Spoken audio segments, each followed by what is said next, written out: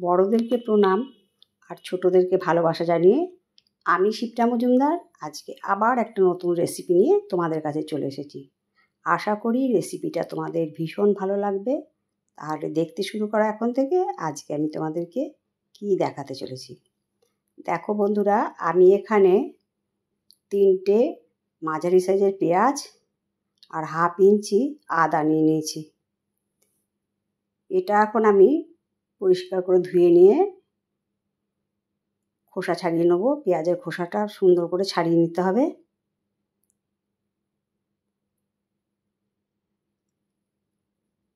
খুব সিম্পলভাবে আজকে একটা তোমাদেরকে চিংড়ি মাছের রেসিপি তৈরি করে দেখাবো।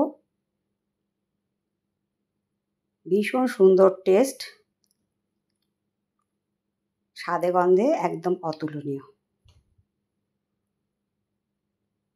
দেখো, পেঁয়াজের খোসাটাকে আমি ছাড়িয়ে নিচ্ছি। প্রথমে 2 হাতখানা করে নিয়ে তারপর খোসাটাকে এইভাবে ছাড়িয়ে নিলাম। আমি এর মধ্যে রসুন ইউজ করব না, শুধু পেঁয়াজ আর আদা দিয়ে এই রান্নাটা করব। আর ঠিক এরকম ডুমো ডুমো করে পেঁয়াজটাকে কেটে নিতে হবে। ঠিক এরকম পর্যায়ে পেঁয়াজটাকে কেটে নিতে হবে। সম্পূর্ণ পেঁয়াজটা কাটা হয়ে গেছে। এবারে আমি একটা মিক্সিং জারের মধ্যে পেঁয়াজটা নিয়ে নিলাম, 1/2 ইঞ্চি আদাটাকেও কুচো করে নিয়েছি আর সঙ্গে 2টো কাঁচা লঙ্কা দিয়ে দিয়েছি। এটাকে পেস্ট করে নেব। এখানে 500 গ্রাম গলদা চিংড়ি নিয়েছি, তার মধ্যে নুন হলুদ দিয়ে দিয়েছি। নুন হলুদ দিয়ে এরপরে আমি এটাকে সুন্দর করে মাখিয়ে নিচ্ছি। দেখো, মাখানো হয়ে গেছে। কিছুক্ষণ রেস্টে রেখে দেবো। এরপর দেখো, কড়াইয়ের মধ্যে সর্ষের তেল চাপিয়ে দিয়েছি। সর্ষের তেলের মধ্যে চিংড়ি মাছগুলো সম্পূর্ণ দিয়ে দেবো। এই রান্নাটা সর্ষের তেল দিয়ে করলে খুব ভালো লাগে খেতে। তোমরা ইচ্ছা করলে সাদা তেল দিয়েও করতে পারো।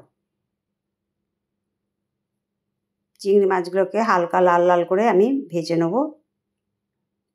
এক পিঠ হয়ে যাওয়ার পরে অপর পিঠ উল্টে দিয়েছি। এবার এইভাবে নাড়াচাড়া করে সম্পূর্ণ চিংড়ি মাছগুলোকে ভেজে নেব। খুব বেশি ভাজবো না, কেননা বেশি ভাজলে আবার চিংড়ি মাছ ড্রাই হয়ে যায় বেশি। এভাবে নাড়ি চাড়িয়ে সুন্দর করে ভেজে নিতে হবে, ওলট পালট করে।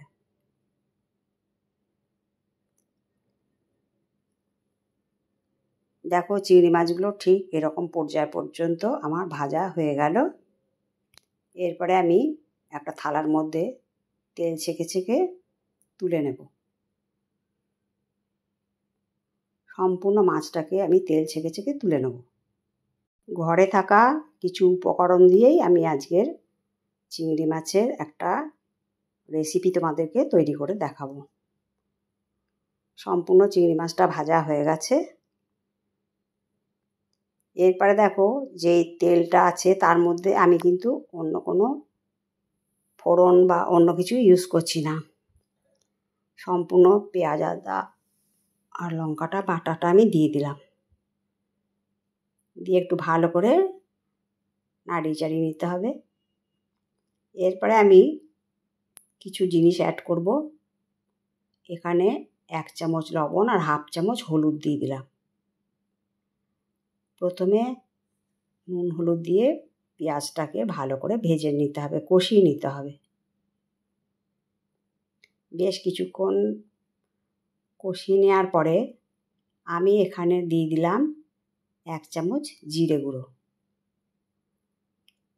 আর দিয়ে দিলাম 1 চামচ লঙ্কার গুঁড়ো আর দিয়ে দিলাম 1 চামচ কাশ্মীরি লাল লঙ্কার গুঁড়ো। কাশ্মীরি লাল লঙ্কার গুঁড়োটা দিলাম রঙটা একটু সুন্দর হওয়ার জন্য। তারপর দিয়ে দিলাম 1 চামচ গরম মশলা। এবার ভালো করে কষিয়ে নিতে হবে মশলাগুলোকে, যেন পুড়ে না যায়, এই দিকটাও লক্ষ্য রাখতে হবে। বেশ কিছুক্ষণ এভাবে নাড়াচাড়া করার পরে অল্প একটু জল দিয়ে আবার বেশ কিছুক্ষণ কষিয়ে নিচ্ছি। কেননা মশলার যেন কাঁচা গন্ধ না থাকে। এইভাবে অল্প অল্প জল দিয়ে দিয়ে এই মশলাগুলোকে সম্পূর্ণটা কষিয়ে নিতে হবে। আর পেঁয়াজ আদার কাঁচা গন্ধটাও যেন না থাকে, এটাকে লক্ষ্য রাখতে হবে। এরপরে আমি দিয়ে দিচ্ছি গাঢ় করে রাখা গরুর দুধ। প্রথমে আমি 3 চামচ গরুর দুধ দিয়ে দিলাম, লিকুইড দুধ দিয়ে এটাকে ভালো করে কষিয়ে নেব। আমি নারকোল এখানে ইউজ করলাম না, কেননা বাড়িতে নারকোল নেই।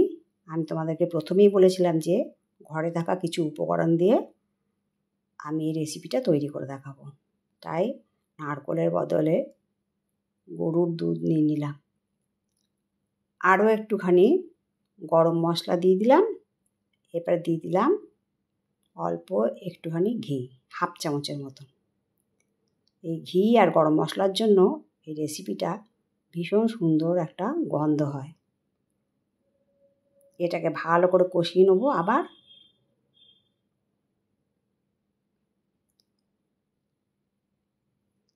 এরপরে আমি এর মধ্যে দিয়ে দিচ্ছি ভেজে রাখা গলদা চিংড়ি মাছগুলো।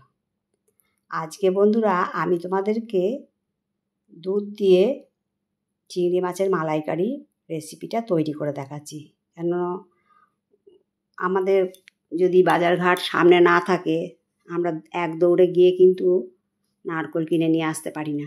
সেই জন্য ঘরে থাকা দুধ দিয়েও আমি এইভাবে নারকোলের দুধ ছাড়া আমি চিংড়ি মাছের মালাইকারি তৈরি করে নিই। আমি অফ স্ক্রিনে আরও একটু দুধ দিয়ে দিয়েছিলাম, সেটা তোমাদের সাথে শেয়ার করা হয়নি, সেই জন্য একটু তোমাদের কাছে মার্জনা চেয়ে নিলাম। দেখো সুন্দর করে ফুটে উঠেছে। তার আগে স্বাদটাকে ব্যালেন্স করার জন্য কিন্তু আমি চিনি দিয়ে দিয়েছিলাম। দেখো রান্নাটা প্রায় কমপ্লিট হয়ে গেছে। এরপরে আমি একটা ডিশের মধ্যে সার্ভ করে নিচ্ছি। নারকোলের দুধ ছাড়া ঘরে থাকা দুধ দিয়ে চিংড়ি মাছের মালাইকারি রেসিপিটা তোমাদের কেমন লাগলো জানাবে। যদি ভালো লাগে লাইক, শেয়ার, কমেন্ট আর সাবস্ক্রাইব করে আমার চ্যানেলের পাশে থাকার জন্য অনুরোধ করলাম। আর যদি কোনো নতুন বন্ধু এসে থাকো অবশ্যই বেল বাটনটা অন করে দিও, তাহলে সমস্ত নোটিফিকেশান তোমাদের কাছে পৌঁছে যাবে। আর তোমাদের সুন্দর সুন্দর কমেন্টসের মাধ্যমে জানিও আজকের রেসিপিটা তোমাদের কেমন লাগলো। চিংড়ি মাছের মালাইকারি রেসিপিটা আশা করি তোমাদের ভালো লাগবে। আর তোমাদের কাছে আরেকবার রিকোয়েস্ট করব, এইভাবে তোমরা অবশ্যই বাড়িতে তৈরি করে খেও। এর স্বাদ কিন্তু কোনো অংশে কম হয় না নারকোলের দুধ থেকে, আর এর স্বাদ কিন্তু তোমরা ভুলতে পারবে না। তাহলে বন্ধুরা আজকে এই পর্যন্ত রাখলাম, অন্য কোনো দিন অন্য কোনো রেসিপিতে দেখা হবে। কেমন? টাটা।